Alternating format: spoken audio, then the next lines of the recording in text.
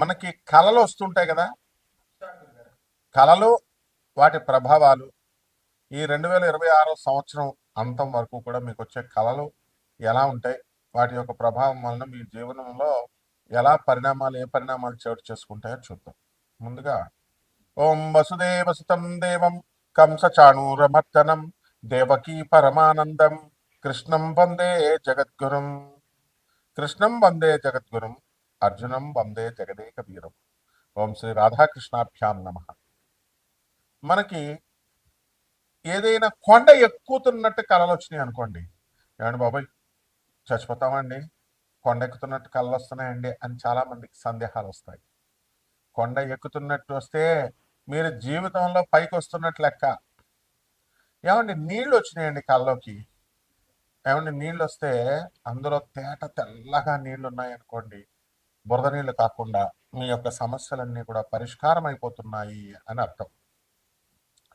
అలాగే బురద నీళ్లుంటే కష్టాల్లో కూరుకుపోతున్నారు అని వస్తాయి. చాలా మందికి చూడండి, దేవలోకంలోనో ఏదో ఒక లోకంలో ఉన్నటువంటి మహాకాళి గుడి, కనకదుర్గాదేవి గుడి ఇది కల్లోకి వస్తున్నాయండి అని చెప్పి చాలా మంది శిష్యులు నాకు చెప్తూ ఉండేవారు. అది ఎలా ఉంటాయంటే నీళ్ళల్లో, నదుల నీళ్ళల్లో ఆ గుడి ఎక్కడో ఉంది, కొన్ని వందల ఎకరాల్లో ఉన్నట్టుగా పెద్ద ప్రాంతం, నది నీళ్లు వచ్చేస్తే ఆ నది పైన తేలుతూ ఆ నది దాటుతూ ఉంటే అక్కడ కాళికాదేవి, ఆ పక్కనే దుర్గాదేవి బొమ్మలు గుడి లోపల అద్భుతం అసలు. అలాంటి ఈ కళ దేవతలు కళ్ళలోకి వచ్చారనుకోండి, నీళ్లు మీ కష్టాలు త్వరలో పోతున్నాయి అని అర్థం. అలాగే రైలు ప్రయాణమో, విమాన ప్రయాణమో, బస్సు ప్రయాణమో వచ్చిందనుకోండి, మనకి ఇంకా టపీ మన యమధర్మరాజు దగ్గరికి ప్రయాణం చేస్తున్నట్టు ఫలితం అనమాట. అలాగే మనకి చిన్న పిల్లల కళ్ళకు వచ్చారనుకోండి, మన పెద్దవాళ్ళు చెప్తూ ఉంటారు, చిన్న పసిపిల్లలు వస్తే కనుక గాలి కళ్ళలోకి వచ్చినాయి, దెయ్యాల కళ్ళలోకి వచ్చినాయి అని అంటూ ఉంటారు.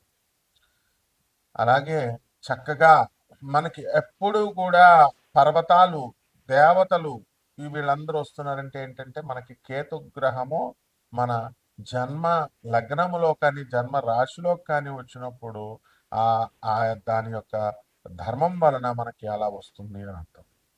అలాగే కొంతమందికి శ్మశానాల కల్లోకి వస్తుంటాయి. ఆ శ్మశానాల కల్లోకి వస్తూ ఉంటే మనకేమవుతూ ఉందంటే మనకి ఆ గాలి ధూళి అని అనుకుంటాం. అది చెడ్డో తెలీదు, శ్మశానం కల్లోకి వస్తే మంచో తెలీదు, భయం వేస్తుంది ఓ పక్క నుంచి. అంటే శివుడు శవం కల్లోకి వస్తుంది, శివుడు అనమాట. మరుభూమి కైలాసం కల్లోకి వచ్చినంత గొప్పదనమాట. అటువంటిప్పుడు మనం ఏం చేయాలండి అంటే, నిద్ర లేచి టపీమని మంచి కళలు వస్తున్నప్పుడు మనం సాధన చేయాలి, జపాలు చేయాలి, లేచి చక్కగా జపాలు చేసినప్పుడు మనకి బ్రహ్మాండంగా ఉంటుంది. ఇక రక్తం కల్లోకి వస్తుంది, మాంస పదార్థాలు కల్లోకి వస్తాయి. రక్తం కల్లోకి వస్తే కుజగ్రహము అనుకూలత లేదు అని అర్థం.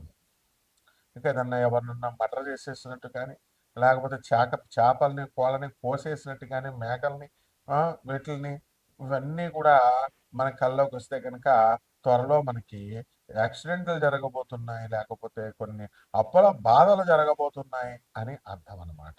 అదేవిధంగా మనకి ఇంకా కళ్ళలోకి ఏమొస్తాయి, వ్యాపారం చేస్తున్నట్టు, షాపుల్లో కూర్చున్నట్టు, ఇలా మనకి అది ఉంటే యావరేజ్గా వీళ్ళు బిజినెస్ చేస్తున్నారు అని కళ్ళలోకి మనకి వచ్చినట్టు. అలాగే స్త్రీలతో రమిస్తున్నట్టు కళ్ళలోకి వస్తాయి. ఆ రమించడం అనేటటువంటి కళ చాలా మంచి కళ అనమాట. కాబట్టి మనకి ధన లాభము, అలాగే అశుద్ధము, మనం ఎక్స్క్రిషన్, మనము అశుద్ధ పదార్థాలు, ఆవు పేడ, మనిషి పేడ, ఇలాంటివన్నీ కూడా కళ్ళలోకి వస్తే మనిషి అశుద్ధము, ఇవన్నీ కూడా ఏమవుతాయంటే అండి మనకి త్వరలో ధనవంతులు కాబోతున్నాము. అలాగే చేపల కల్లోకి వచ్చినాయి అనుకోండి, చేపల కల్లోకి వస్తే ఆ చేపలు త్వరలో మనకి కష్టాలు ఈదుతున్నాము అని అర్థం. పాముల కల్లోకి వస్తాయి, పాముల కల్లోకి వచ్చినప్పుడు దేవతా జాతి సర్పాలు కనుక మనకి కల్లో కనుక వచ్చినట్లయితే మనకు తప్పకుండా మనకి కష్టాల నుంచి మనం విముక్తులవుతున్నాము అని అర్థం. అయితే పాము, మామూలు ఆర్డినరీ పాము కనుక కల్లోకి వస్తే ఒక దెయ్యము కల్లోకి వచ్చినట్టు, గాలి స్పిరిట్ కల్లోకి వచ్చినట్టు. కానీ అదే మనకి కాటు వేసినట్లయితే తప్పకుండా అది మనల్ని మంచి జరగబోతుంది త్వరలో అని అర్థం.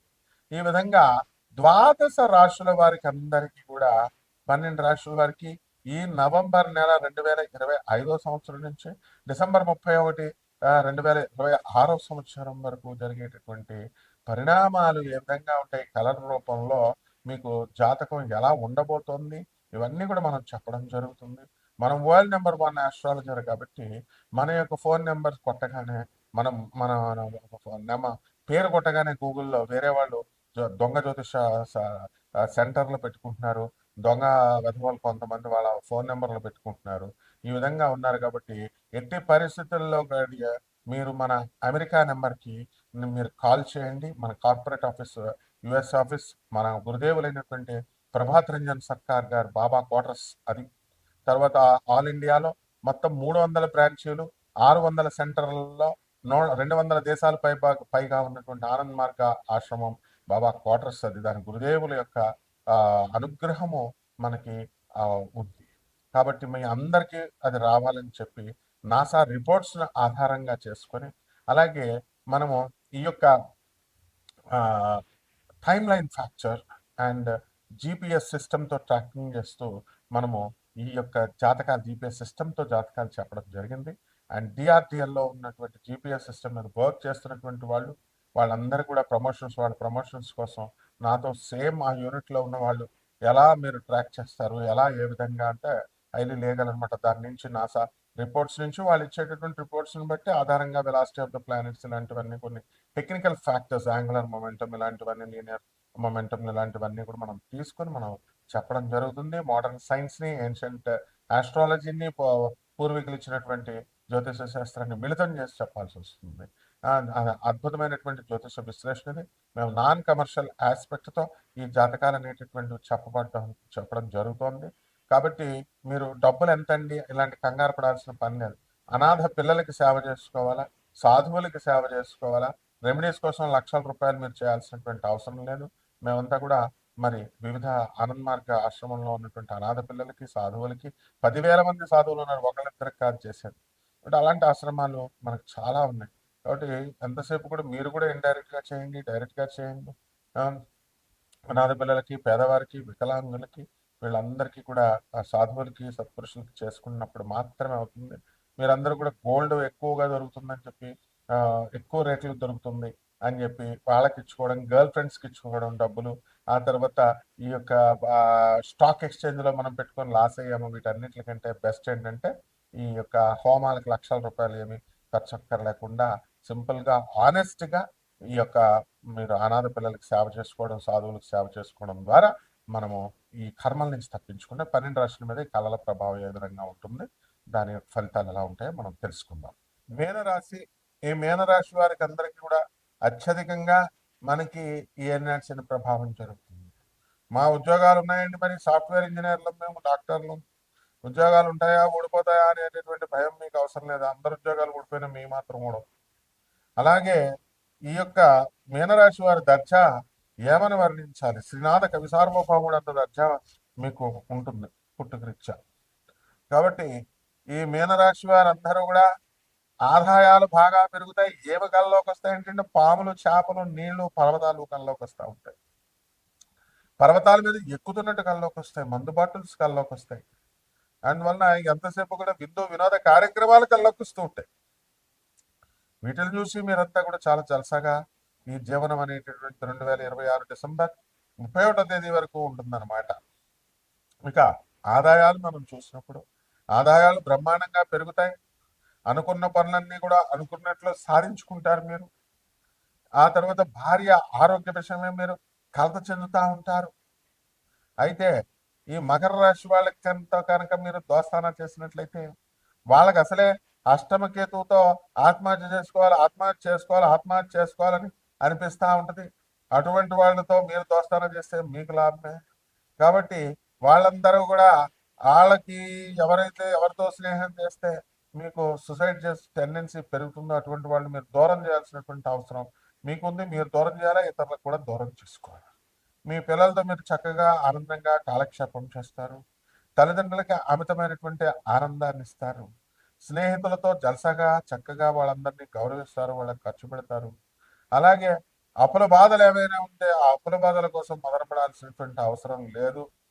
అండ్ రకరకాల చిత్రాతి చిత్రమైనటువంటి స్నేహితులు మీకు పరిచయం అవుతా ఉంటారు.